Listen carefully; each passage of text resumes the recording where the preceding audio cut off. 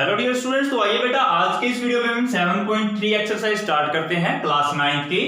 Question है बेटा सबसे पहला हमारा, triangle ABC and triangle DBC. देखिए ट्रायंगल एबीसी और एक ट्रायंगल डीबीसी, ये दो आइसोसेल्स ट्रायंगल है, क्लियर है। और आपको प्रूव करना है कि ये जो ट्रायंगल है यानी कि ये फर्स्ट वाला ट्रायंगल ए बी डी और ए डी सी, यानी बेटा ये दोनों ट्रायंगल, इनको हमने कॉन्ग्रुएंट प्रूव करना है, ये दोनों एक दूसरे के कॉन्ग्रुएंट हैं। और भी आगे 3 पार्ट और हैं, लेकिन हम पहले केवल फर्स्ट पार्ट को समझिए। हमें प्रूव करना है कि ये triangle A B D congruent है to the triangle A D C, यानी इसके कॉन्ग्रुएंट है, ये आपको प्रूव करना है। और हमें गिवन क्या है कि ये जो बड़े वाला ट्रायंगल है ना ए बी सी, ये आइसोसेल ट्रायंगल है। और साथ में एक ट्रायंगल है डी बी सी, ये छोटे वाला ट्रायंगल, ये भी आइसोसेल ट्रायंगल। आइसोसेल का मतलब उसकी दो साइड्स आपस में इक्वल है, यानी बड़े वाले ट्रायंगल की ये साइड इसके इक्वल है, छोटे वाले ट्रायंगल की ये वाली साइड इसके इक्वल है। ये आपको गिवन है, ठीक है। एक्चुअली आपको आइसोसेल गिवन है, केवल ये आपको खुद समझना है कि इसकी दो साइडें आपस में इक्वल होंगी। तो देखिए स्टार्ट करते हैं। ए बी बराबर ए सी, ए बी ए सी के बराबर, डी बी डी सी के बराबर, डी बी डी सी या बी डी सी डी, बात एक ही है। ये तो आपको गिवन है, ठीक है। अब हमें क्योंकि इस ट्रायंगल को और इस ट्रायंगल को कॉन्ग्रुएंट प्रूव करना है। अब इन दोनों ट्रायंगल में देखिए ये जो साइड एडी है दोनों में कॉमन है ना, ये साइड एडी इस ट्रायंगल का भी हिस्सा है और इस ट्रायंगल का भी हिस्सा है, तो हम कहेंगे एडी इक्वल टू एडी, ये आपस में कॉमन है दोनों ट्रायंगल में। तो देखिए जरा 1 2 3 तीन साइड्स आपस में एक ट्रायंगल की दूसरे ट्रायंगल के इक्वल हैं। देखिए इसकी इस वाले ट्रायंगल की ये साइड इस ट्रायंगल की इस साइड के बराबर, इसकी ये साइड इसके बराबर और एक साइड कॉमन, तो तीनों साइड क्या हो गई इक्वल। तो ट्रिपल एस रूल के according, S S S congruent rule के अकॉर्डिंग ये दोनों ट्रायंगल आपस में क्या हैं, कॉन्ग्रुएंट हैं।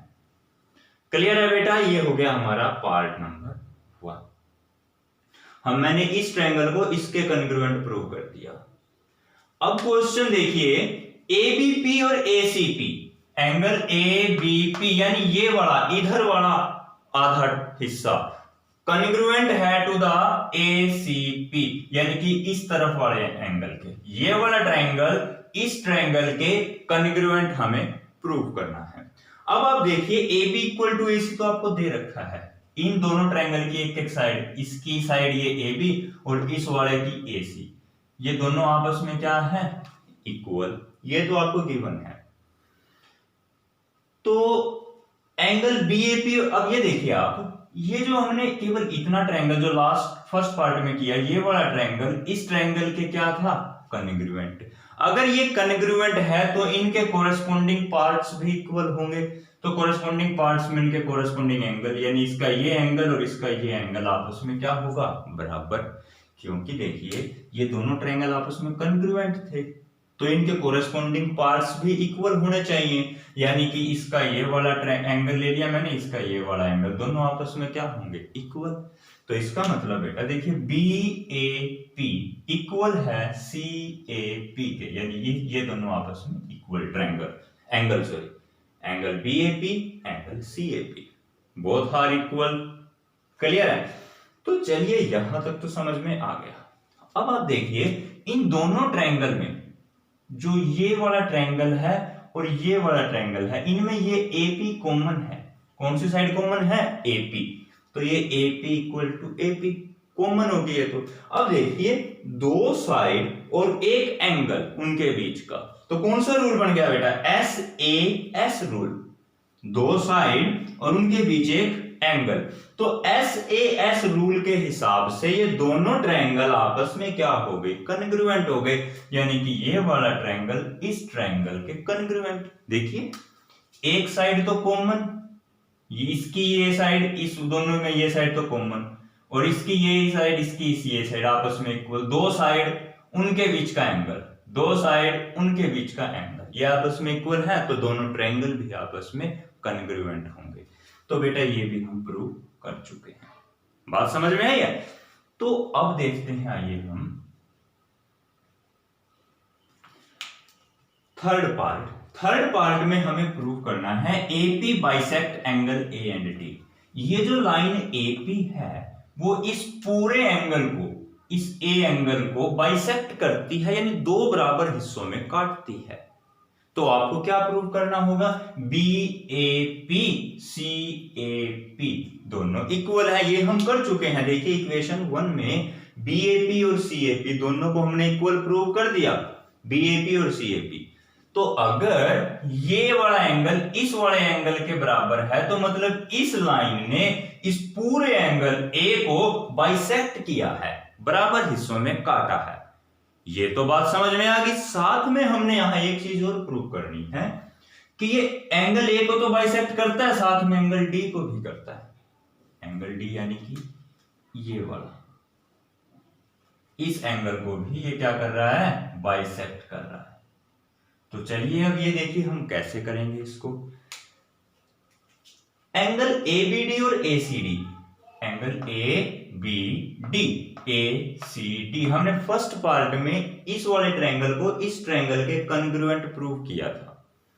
कॉन्ग्रुएंट था, अगर कॉन्ग्रुएंट ट्रायंगल है ये तो कॉन्ग्रुएंट के कोरेस्पोंडिंग पार्ट इक्वल होते हैं। क्लियर? तो यानी कि बेटा एंगल ए डी बी यानी ये वाला एंगल इस वाले एंगल के बराबर, क्योंकि ये दोनों ट्रायंगल कॉन्ग्रुएंट हैं तो इसीलिए इनके कोरेस्पोंडिंग पार्ट्स भी इक्वल होंगे, यानी कि ये वाला एंगल इस वाले एंगल के बराबर होगा। ठीक है ना? तो इस वाले एंगल का नाम क्या है, A D B, A D B, और इस एंगल का नाम क्या है, A D C, A D सी। ये दोनों एंगल आपस में क्या हो गए बेटा, इक्वल। तो चलिए ये तो आपको क्लियर हो गया। अब एक बात देखिए आप, अगर मैं इधर भी 180, इस एंगल को भी 180 में से माइनस कर दूं, इस एंगल को भी 180 में से माइनस कर दूं, तो कोई फर्क नहीं पड़ने वाला। इधर भी मैंने लेफ्ट हैंड साइड में जो चेंज किया वही चेंज राइट हैंड साइड में कर सकते हैं। तो इसके एंगल को मैंने माइनस कर दिया, किसमें से, 180 में से। इस एंगल को भी मैंने माइनस कर दिया, किसमें से, 180 में से। क्लियर है? अच्छा अब देखिए आप, 180 में से अगर मैं इस एंगल, ये पूरा एंगल कितने का होगा, एक लाइन के ऊपर पूरा एंगल कितना होता है, 180 डिग्री। अगर 180 में से मैं ये ऊपर वाला माइनस कर दूं तो मेरे पास ये नीचे वाला बचेगा केवल। ठीक है, इसका क्या नाम है, बी डी पी। तो 180 में से अगर ये एंगल माइनस कर दिया, 180 में से अगर ये माइनस कर दिया तो ये बचेगा ना, बी डी पी। तो नाम दे दिया मैंने इसको बी डी पी। बात समझ में आई? अब ऐसे ही 180 में से अगर मैं इसको माइनस कर दूं तो मेरे पास ये बचेगा। देखिए ये इस साइड का भी पूरा एंगल कितने का होगा, लाइन के एक तरफ का एंगल 180 डिग्री का। 180 में से अगर मैं इस वाले को माइनस कर दूं तो मेरे पास केवल ये बचेगा। इसका नाम क्या होगा, C D P, C D P. तो 180 में से ये गया, सी डी पी बचा, 180 में से ये गया तो बी डी पी बचा। क्लियर है बेटा? ये आपको समझ में आ गया होगा। तो चलिए मैं इसको यहां से रब कर देता हूं। अब देखिए आप, ये दोनों ट्रायंगल आपस में इक्वल, अगर एंगल देखिए बी डी पी, जितना ये एंगल उतना ये एंगल, इसका मतलब इस लाइन ने इस पूरे एंगल को दो बराबर हिस्सों में बांट दिया है, यानी कि बाइसेक्ट कर दिया है। यही तो हमें प्रूव करना था। तो ये देखिए आप, AP बाइसेक्ट्स D, हो गया हमारा प्रूव कि इस AP लाइन ने इस पूरे D एंगल को क्या कर दिया, बाइसेक्ट कर दिया, यानी दो बराबर हिस्सों में काट दिया। बस ये हमें बेटा प्रूव करना था और हम ये प्रूव कर चुके हैं। तो चलिए आप जल्दी से इसको नोट डाउन कर सकते हैं, फिर हम करते हैं इसका पार्ट नंबर 4।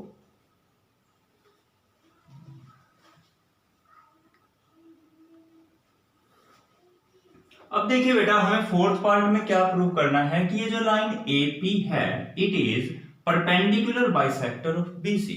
ये लाइन BC को परपेंडिकुलरली बाइसेक्ट करती है, यानी कि बेटा ये वाला जो एंगल है ये आपका 90 डिग्री भी है और BP और PC ये भी आपस में क्या है, इक्वल।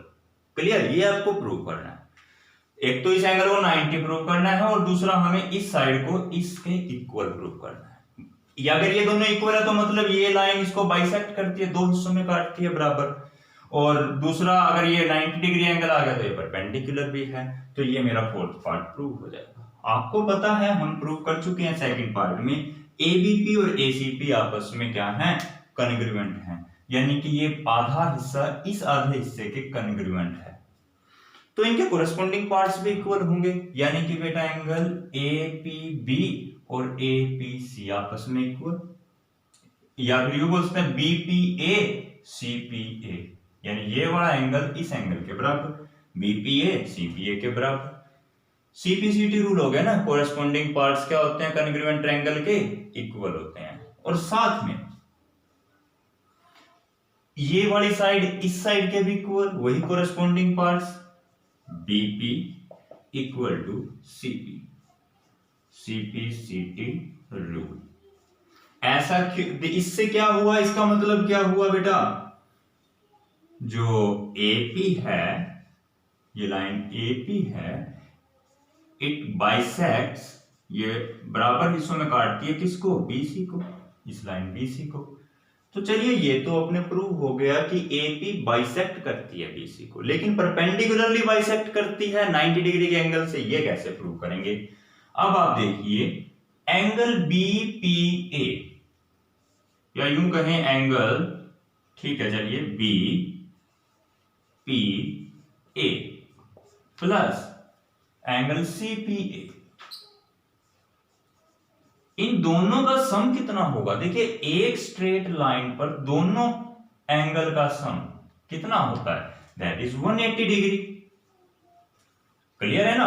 अब इस बीपीए को तो मैंने बीपीए ही लिखा, प्लस अब देखिए जरा आप, सीपीए को मैं बीपीए लिख सकता हूं ना, क्योंकि दोनों इक्वल हैं, तो इसकी जगह मैं ये लिख दूंगा, सीपीए को मैंने क्या लिख दिया, बीपीए बराबर में है बेटा 180 डिग्री। बीपीए प्लस बीपीए यानी 2 टाइम्स ऑफ बीपीए इक्वल है 180 डिग्री। क्लियर है ना। तो इसका मतलब बेटा यहां से आप देखिए एंगल बीपीए, ये 2 इधर डिवाइड में आएगा तो 180 डिवाइड बाय 2 कितना होता है, 90 डिग्री। हो गया प्रूव, सो प्रूव्ड। हमने यही तो प्रूव करना था कि ये परपेंडिकुलर है, परपेंडिकुलर का मतलब 90 डिग्री, ये हो चुका है। और बीपी को सीपी के इक्वल प्रूव करना था, वो भी हो चुका है। या आप डायरेक्ट ये लिखने के बाद देखिए, एक तो ये वाली लाइन और एक ये वाली line, therefore AP is the perpendicular, AP is perpendicular bisector of BC। Clear है बेटा, ये प्रूव हो चुका है, तो आप इसको नोट डाउन कर सकते हैं।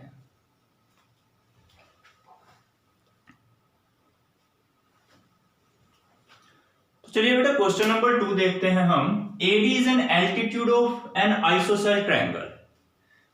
ट्रायंगल हमें गिवन या हमें डायग्राम खुद बनाना है। क्वेश्चन है एक ट्रायंगल ABC में, ट्रायंगल है ABC लिया, उसके अंदर AD क्या है, AD इज एल्टीट्यूड, एल्टीट्यूड यानी बेटा वही परपेंडिकुलर लाइन 90 डिग्री का एंगल बनाती है। AD क्या है, एक एल्टीट्यूड है। तो हमें शो करना है कि ये जो AD है ये BC को बाइसेक्ट करती है। BC को क्या करती है, इस BC को बाइसेक्ट, बराबर हिस्सों में कट करती है। यानी कि हमें प्रूव करना होगा BD बराबर BC, ये हमें प्रूव करना है। तो चलिए देखते हैं कैसे। अब ट्रायंगल ADB और ADB और ADC, देखिए ADB ये परपेंडिकुलर है ना, अगर इधर 90 डिग्री एंगल है तो इधर भी कितना होगा, 90 ही होगा। तो देखिए ADB ये भी 90, ADC ये भी 90, दोनों इक्वल, ADB और ADC दोनों 90 डिग्री आपको गिवन है। क्लियर। फिर देखिए इन दोनों ट्रायंगल में ये पूरा triangle A B C isosceles triangle है, यानी कि जितनी लेंथ ए बी की उतनी लेंथ ए सी की, तो ए बी इक्वल टू ए सी, ये भी आपको बेटा गिवन है। बात समझ में आई? अब इन दोनों ट्रायंगल में से ये एडी साइड कॉमन है ना, तो AD equal to AD common side. अब देखिए दो एंगल, दो साइड और उनके बीच का एक एंगल आपस में क्या है? इक्वल। तो कौन सा रूल बन गया बेटा? S A S rule. कौन सा रूल है? S A S rule. दो साइड और उनके बीच का एक एंगल, तो दोनों ट्रायंगल आपस में क्या हो गए? कॉन्ग्रुएंट हो गए। बात समझ में आई? अब दोनों कॉन्ग्रुएंट है तो कॉन्ग्रुएंट ट्रायंगल के कोरेस्पोंडिंग पार्ट इक्वल होते हैं। अब देखिए ये वाला एक हिस्से साइड वाला ट्रायंगल इस ट्रायंगल के कॉन्ग्रुएंट है, तो इसका मतलब बेटा इन ये कोरेस्पोंडिंग पार्ट इक्वल होंगे, ये साइड इसके इक्वल होगी। BD बराबर DC या CD, BD बराबर DC, DC लिख लो या CD लिख लो, हो गया ना इक्वल, कोरेस्पोंडिंग CPCT रूल। तो अगर ये पार्ट इसके बराबर है, मतलब कि इस लाइन ने इस पूरी लाइन को दो हिस्सों में काटा हुआ है, बराबर हिस्सों में, AD बाइसेक्ट द BC, हो चुका है हमारा आंसर। यही तो प्रूव करना था फर्स्ट पार्ट। सेकंड में हमने बोला गया है कि AD bisects the angle A। हमें प्रूव करना है कि इस लाइन AD ने इस पूरे एंगल A को बाइसेक्ट किया है, यानी दो हिस्सों में बराबर बांटा है। अब आप देखिए जरा ध्यान से, एंगल BAD यानी BAD ये वाला एंगल इक्वल है एंगल CAD, यानी कि इस एंगल के CAD, ये वाला एंगल इस एंगल के इक्वल आ गया, तो दो एंगल आपस में क्या आ गए? इक्वल। यही तो हमने प्रूव कर दिया। ठीक है, क्यों आया ये? CPCT rule. देखिए अगर ये ट्रायंगल इसके कॉन्ग्रुएंट है, दोनों ट्रायंगल आपस में क्या है? कॉन्ग्रुएंट, तो इनके दोनों एंगल भी आपस में क्या होंगे? इक्वल होंगे। दो कोरेस्पोंडिंग पार्ट्स क्या होते हैं? इक्वल होते हैं ना, तो इसीलिए ये एंगल आपस में इक्वल आ गए। अब देखिए आप जरा, अगर ये एंगल इस एंगल के बराबर है, यानी कि इस बीच वाली लाइन ने इस पूरे एंगल को दो बराबर हिस्सों में बांटा, जितना ये उतना ये, तो यही तो हमने प्रूव करना था, AD bisects the A, therefore the AD bisects angle A। ये बेटा हम कर चुके हैं। तो चलिए जल्दी से वीडियो को पॉज करके आप इसको नोट डाउन कर सकते हैं बेटा। चलिए नोट कर लीजिए। तो क्लियर है बेटा, नोट कर लिया? तो ठीक है बेटा, अपने नेक्स्ट टॉपिक के साथ मिलेंगे अपने नेक्स्ट वीडियो में। तब तक के लिए bye bye, thank you and have a nice day.